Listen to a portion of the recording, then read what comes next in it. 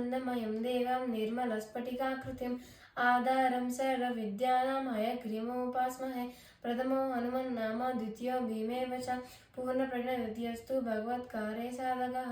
శ్రీ సత్యాపతీర్థ గురుభ్యో నమః. అందరికీ నమస్కారం. నా పేరు నాగశమన పాండురంగి. నా తండ్రి గారి పేరు శ్రీ కామేష్ పాండురంగి. నా తల్లి గారి పేరు శ్రీమతి సౌమ్య పాండురంగి. మేమందరం శ్రీ లక్ష్మీనారాయణాచార్య కమ్మల్దిన్ని మరియు శ్రీ లక్ష్మీవాణి దగ్గర అన్నీ నేర్చుకుంటున్నాం. ఈ మధ్యనవమి సందర్భంగా శ్రీ మధ్వాచార్య రాసిన సర్వమూల గ్రంథాల గురించి చెప్పబోతున్నాను. త్రిమతాచార్యులలో 3వ వారు మనకి ముఖ్యమైన వారు శ్రీ ముఖ్య ప్రాణదేవర రూపమైన శ్రీ మధ్వాచార్యుల వారు. విష్ణుతత్వం గురించి చెప్పేవి వేదాలు. ఆ వేదాలను ఋగ్వేదం, యజుర్వేదం, సామవేదం, అధర్వణ వేదంగా విభజించింది శ్రీ వేదవ్యాసుల వారు. ఆ వేదసారాన్ని వేదవ్యాసుల వారు 564 బ్రహ్మసూత్రాలుగా రచించారు. శ్రీహరి ఆజ్ఞ మేరకు సాక్షాత్తు శ్రీ వాయుదేవుల వారే శ్రీ మధ్వాచార్యులుగా అవతరించారు. ఈ క్రమంలో ఆ సేతు హిమాచలాన్ని పర్యటించి అనేక మందిని తన వాదనతో నిగ్రహించి హరిసర్వోత్తమ తత్వాన్ని ప్రతిపాదించారు. దానికోసం ఆయన రాసిన గ్రంథాలనే సర్వమూల గ్రంథాలని అంటారు. శ్రీ మధ్వాచార్యుల వారు మొదటగా రాసిన గ్రంథం గీతా భాష్యం.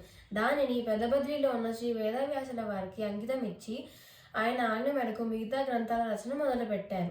భగవద్గీత మీద ఆయన రాసిన మరొక గ్రంథం గీతా తాత్పర్య నిర్ణయం.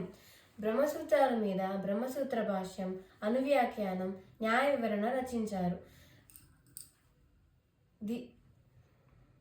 మధ్వాచార్యుల వారికి సన్యాసాశ్రమం ఇచ్చిన శ్రీ అచ్యుత ప్రేక్షాచార్యుల వారు నిత్యం బ్రహ్మసూత్ర భాష్యం చదవకుండా ఆహారం తీసుకునేవారు కాదంట. అందుకే ఆయన కోసం సంక్షిప్తంగా ఉండే విధంగా అనుభాష్యాన్ని రచించారు.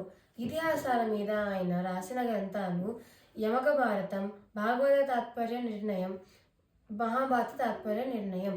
దీనిలోనే అత్యంత శక్తివంతమైన సుందరకాండం ఉంది. ఋగ్వేదం మీద ఆయన ఋగ్భాష్యాన్ని రాశారు. శ్రీ మధ్వాచార్యుల వారు ఉపనిషత్తుల మీద 10 భాష్యాలను రచించారు. జగత్తులోని నీతి నియమాల గురించి చెప్పే భాష్యం ఈశావాస్య ఉపనిషత్తు భాష్యం, సామవేదం గురించి చెప్పే భాష్యం తలవకార, గురు శిష్యుల సంబంధం గురించి చెప్పే భాష్యం కటకోపనిషత్ భాష్యం, మనం ఉండే 4 అవస్థల గురించి చెప్పే భాష్యం మండుకోపనిషత్ భాష్యం, జగత్తులోని సృష్టిక్రియను ప్రశ్న రూపంలో అడిగిన 6 ఋషుల ప్రశ్నలే షట్ప్రశ్నోపనిషత్ భాష్యం, జ్ఞాన పరంపర గురించి తెలియజేసేదే అధర్వణోపనిషత్ భాష్యం. దానినే హిస్టరీ ఆఫ్ లిటరేచర్ అని కూడా అనొచ్చు. తైత్తిరీయ ఉపనిషత్ భాష్యంలో యజుర్వేద సారాన్ని వివరించారు. అలాగే ఋగ్వేదం గురించి చెప్పే భాష్యం ఐతరేయ ఉపనిషత్ భాష్యం, సంగీతానికి మూలమైన సామవేద సారాన్ని వివరించే భాష్యం చాందోగ్య ఉపనిషత్ భాష్యం, అన్ని క్రియల్లో ఉండే దేవరహస్యాల గురించి చెప్పే భాష్యం బృహదారణ్యక ఉపనిషత్ భాష్యం. సన్యాసాశ్రమంలో ఉన్నవాళ్ళు భగవంతుని చింతన ఎలా చేయాలో చెప్పే భాష్యం యతి ప్రణవకల్ప మరియు న్యాస పద్ధతి. దాస సాహిత్యానికి మూల బీజం వేసింది శ్రీ మధ్వాచార్యుల వారు. ఆయన రాసిన స్తోత్రరాజం, ద్వాదశ స్తోత్రం, నఖస్తుతి మరియు కందుకస్తుతి, సంధ్యావందనం, మృతిక శౌచం వంటి సదాచారాలు ఎలా ఆచరించాలో చెప్పే గ్రంథం సదాచారాల స్మృతి. ఇవే కాకుండా తంత్రసార సంగ్రహం, శ్రీకృష్ణామృత మహర్ణవం, తిథి నిర్ణయం మరియు జయంతి నిర్ణయం మన ఆచార వ్యవహారాల మీద రాసిన గ్రంథాలు. ఇవే కాకుండా శ్రీ మధ్వాచార్యుల వారు కథా లక్షణం, ప్రమాణ లక్షణం, విష్ణుతత్వ నిర్ణయ వంటి 10 ప్రకరణాలు కూడా రచించారు. ఈ విధంగా హరితత్వాన్ని మనం చేసే కర్మ, క్రియ, సదాచారం ఎలా ఆచరించాలో చెప్పేది సర్వమూల గ్రంథాలు.